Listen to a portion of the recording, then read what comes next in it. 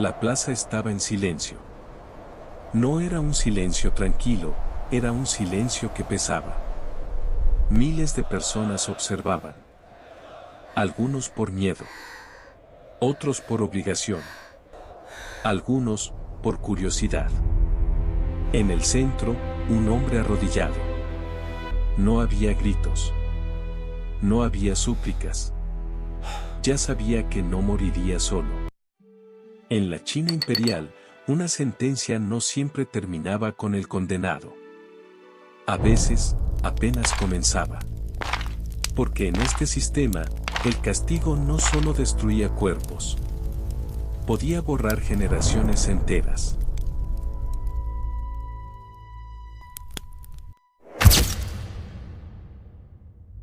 Para entender la brutalidad, primero hay que entender la lógica. En la China imperial, el castigo no era caos. Era orden. El emperador no era solo un gobernante. Era el Hijo del Cielo. La conexión entre lo humano y lo divino. Si el orden social se rompía, no era simplemente un crimen. Era una amenaza cósmica. Las leyes estaban diseñadas para restaurar armonía. Pero esa armonía tenía un precio. Uno de los códigos legales más influyentes fue el Great Ming Code, que sistematizó castigos con una precisión fría y administrativa. Cada delito tenía su consecuencia exacta. Cada consecuencia, su ritual. Nada era improvisado. La ejecución pública no era solo justicia. Era espectáculo pedagógico. Un mensaje claro. Así termina quien desafía el orden. Y cuanto más visible el castigo, más fuerte el mensaje. El sistema legal chino evolucionó durante siglos, pero uno de sus pilares más conocidos fueron los llamados 5 castigos. No eran aleatorios. Eran progresivos. Primero, marcas permanentes. En algunas dinastías antiguas, los criminales eran tatuados en el rostro. No para embellecer, sino para marcar. El cuerpo se convertía en registro público. Luego, amputaciones. Nariz. Pies. Partes del cuerpo como advertencia viviente. No solo sufrimiento físico. Exclusión social permanente. Después, trabajos forzados. El condenado era enviado lejos, a construir murallas, canales o infraestructuras imperiales. A menudo en condiciones tan duras que la sentencia equivalía a muerte lenta. El exilio. Ser arrancado de la familia, del clan, de la identidad. En una sociedad donde el linaje lo era todo, eso era devastador. Y finalmente, la muerte. Pero la muerte tampoco era simple. Había jerarquías incluso en el modo de morir. Decapitación. Estrangulamiento. Y métodos más severos reservados para traidores. Cada forma comunicaba algo. No era solo culpable. Era que tan culpable. En el sistema judicial imperial, la confesión tenía un valor casi sagrado. No bastaban testigos. No bastaban pruebas. El acusado debía admitir su crimen. Pero, ¿qué ocurre cuando alguien no confiesa? Aquí entraba un elemento oscuro, la tortura judicial. No era ilegal. Estaba regulada. Había límites sobre cuántos golpes podían aplicarse. ¿Qué instrumentos podían usarse? ¿Cuántas veces? Era dolor, con burocracia. Bastones de madera gruesa. Compresión de dedos. Instrumentos diseñados para quebrar resistencia sin causar muerte inmediata. El objetivo no era matar. Era obtener palabras. Y cuando finalmente el acusado pronunciaba la confesión, el proceso quedaba completo. Pero surge una pregunta inquietante. Si una confesión nace del dolor, ¿es verdad? ¿O es simplemente supervivencia? El sistema necesitaba certeza. Y la certeza se construía a cualquier costo. No todos los castigos eran iguales. El crimen más grave no era el robo. Ni siquiera el asesinato. Era la traición. Cuestionar al emperador. Conspirar. Criticar abiertamente el poder. Eso no era un delito común. Era un ataque al orden del universo. Las ejecuciones políticas eran públicas, cuidadosamente organizadas. El mensaje debía ser claro. Nadie está por encima del trono. Algunos métodos buscaban rapidez. Otros, humillación. Uno de los más temidos fue el llamado corte por la cintura, conocido en inglés como waist chop. El condenado era partido en dos. No era solo muerte. Era un símbolo. Dividir el cuerpo como advertencia contra dividir el imperio. En ciertos casos, incluso funcionarios de alto rango caían bajo estas sentencias. El poder imperial no toleraba desafío.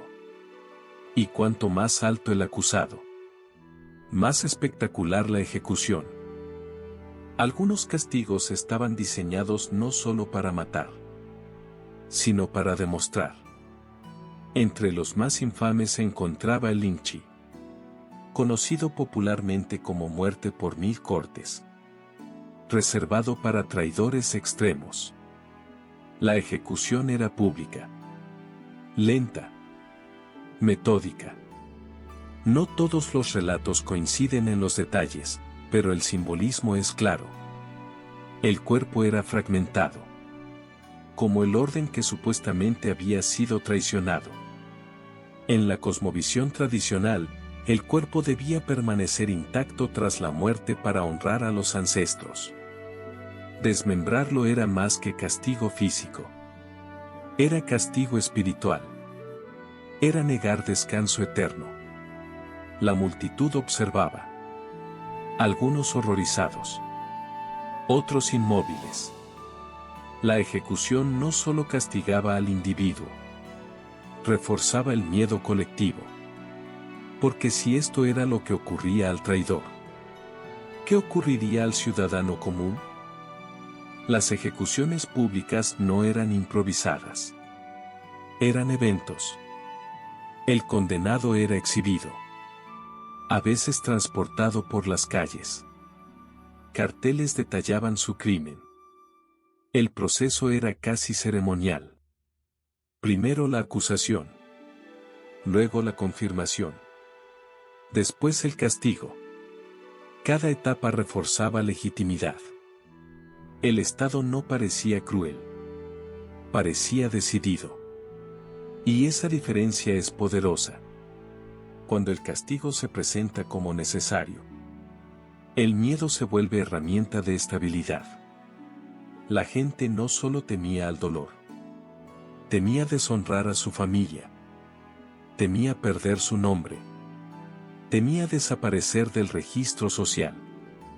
El castigo se extendía más allá del cuerpo.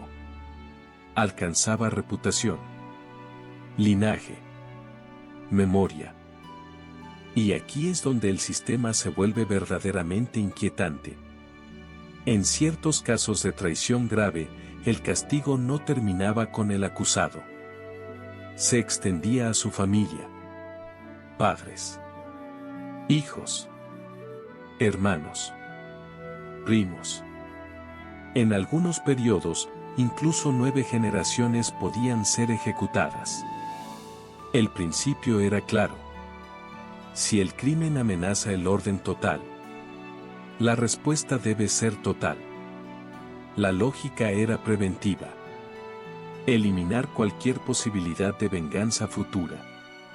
Pero el resultado era devastador. Niños que no habían cometido delito. Ancianos que no habían conspirado. Familias enteras borradas del mapa. No era solo castigo. Era erradicación. El mensaje era tan brutal como efectivo. La lealtad no es opcional. Es hereditaria. A primera vista, este sistema parece puramente terrorífico. Pero sería simplista verlo solo como barbarie. Durante siglos, el imperio chino mantuvo estabilidad sobre vastos territorios. Millones de personas. Diversas etnias. Extensas fronteras. El orden debía sostenerse. Las leyes eran claras. Las consecuencias conocidas. El miedo, en ese contexto, era herramienta política. Pero la línea entre justicia y control es delgada. Cuando el castigo se vuelve espectáculo, ¿sigue siendo justicia? Cuando la confesión se obtiene bajo dolor, ¿sigue siendo verdad? Cuando la familia paga por el crimen de uno, ¿sigue siendo moral? El sistema funcionó, pero a un costo humano enorme. Con el paso de los siglos, muchos de estos castigos fueron reformados o abolidos. El linchi fue oficialmente prohibido a comienzos del siglo XX. La modernización, la influencia extranjera y los cambios políticos transformaron el sistema legal. Pero la memoria permanece.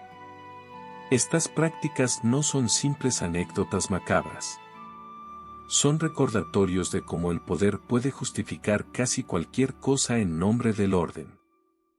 Imagina vivir sabiendo que un error no solo podría costarte la vida, sino el futuro de tus hijos.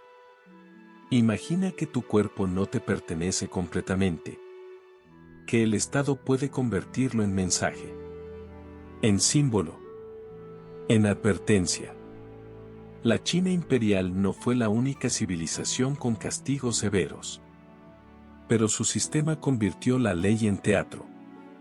Y el teatro en instrumento de control.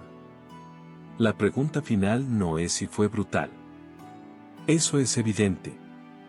La pregunta es más incómoda. Cuando deja la justicia de proteger el orden y comienza a proteger el poder. Porque cuando el castigo se convierte en espectáculo, el miedo deja de ser consecuencia. Se convierte en política. Pantalla negra. Y una última frase. En algunos imperios, la ley no se escribía en papel. Se escribía en el cuerpo.